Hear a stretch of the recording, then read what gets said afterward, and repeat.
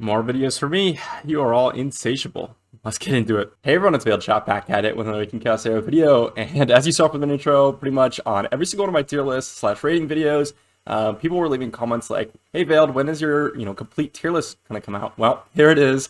I'm rating every character in every game mode based on personal experience, a little bit of theory, and some of the accounts that I've been playing on. So if you do want to see a more in-depth explanation on this tier list or any specific character changed or rated, be sure to leave me a comment below, subscribe to the channel, and like the video. So let's get into it.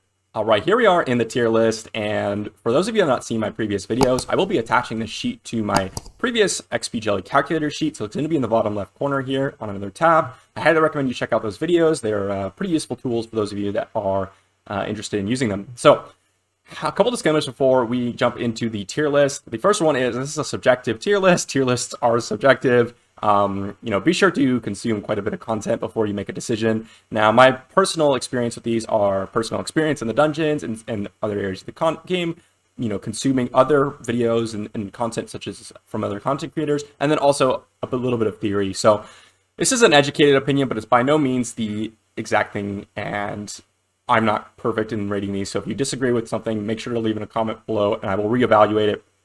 And the second thing is, a couple of these will go up and down based on what team comps you're using them in.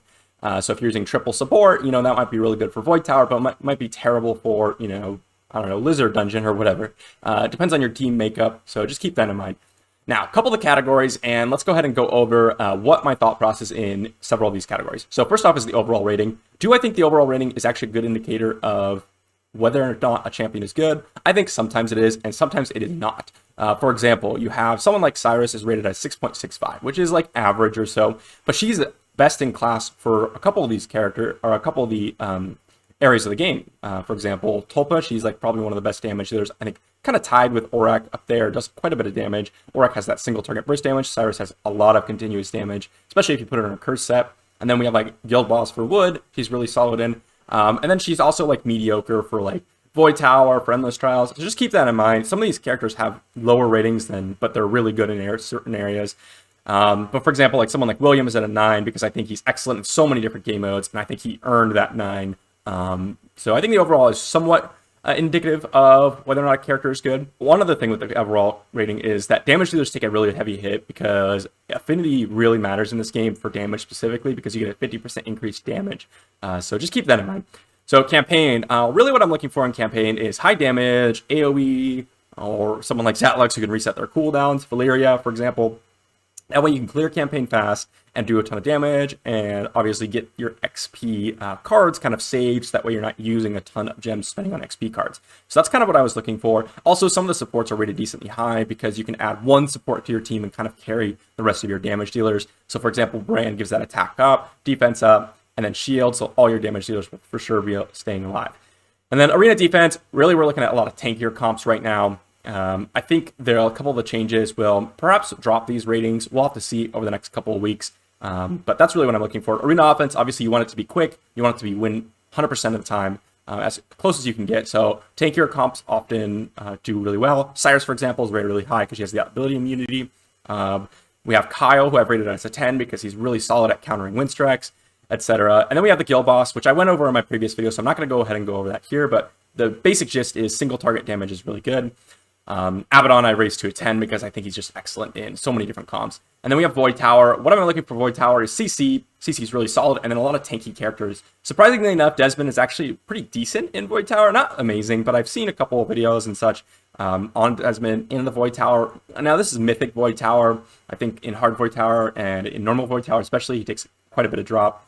Endless Trial, I'm looking for people who can do a ton of damage and just clear through Endless Trial really quickly, especially since damage dealers scale really well in that game mode because of the artifacts that are in it. And then we have Tulpa. We're looking for fire characters. We're looking for high damage because we need to get through that shield. So for example, Cyrus is at a 10. We have Hector down here at a 10. We have Zitlin down here because he can double the damage, a 10. And then we have Ash. What I'm looking for is perhaps cleansing, supporting that way like Blackhorn, or we're looking for high AoE or single target water damagers. So Ciara, Andre, Hydricia is decent, Nathalia is amazing, William supports the whole team. And then we have Queen. We're looking for healers, perhaps cleansers, and then poison, because poison's going to be the best for those. And then, of course, once you get to, you know, higher rating or higher gear level, someone like Zatlux could really boost your Queen team to the next level, going really quickly.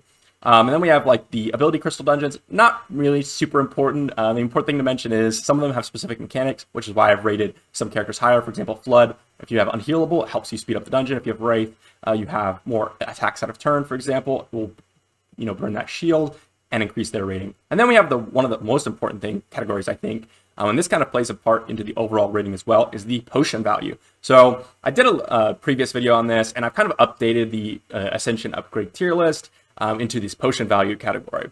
And obviously, when you have an Ascension 5, the potion value is going to go down because it's harder to get to that trait. But I also this also factors into the stats that you're gaining. For example, Zatlux down here is out of 7, but not because his trait's super good, but because his first Ascension, that plus 15% base attack, kind of reaches those thresholds to where you can actually kill a unit and then transfer on and murder the whole squad on the enemy team. So just keep that in mind. For example, Gangello's at a 10 because his trait's so excellent. William's at a 10.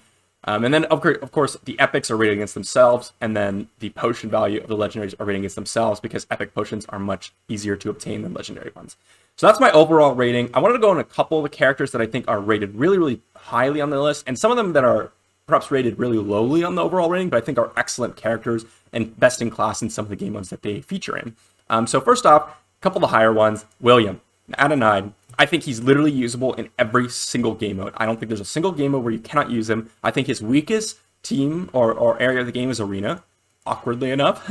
I think he's okay in defense. You can get that counterattack. He's by no means bad in any game mode. And then Arena offense, obviously, you can increase your damage of your team. If you are using him with like Nathalia, for example, he might jump up on the Arena offense. But I am using this as a general tier list. And then we have the guild bosses, just amazing. And guild boss, you could argue for William to be a 9 in wood even.